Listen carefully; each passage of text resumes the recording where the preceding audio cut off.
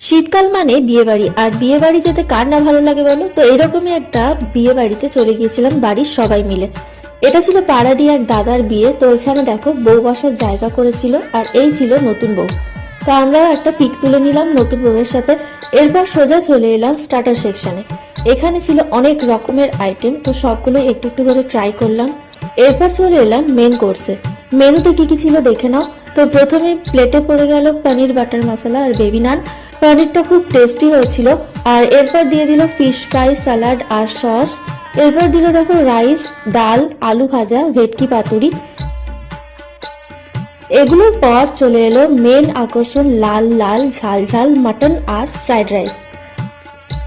সব শেষে ছিল চাটনি, পাঁপড়, রসগোল্লা আর সন্দেশ। রসগোল্লাটা আমি নিইনি। তো খাওয়া দাওয়ার পর চলে এলাম আইসক্রিম আর পান নিতে। তো এই ছিল আজকের মিনি ব্লগ। ভালো লাগলে লাইক, শেয়ার অ্যান্ড সাবস্ক্রাইব করে দিও।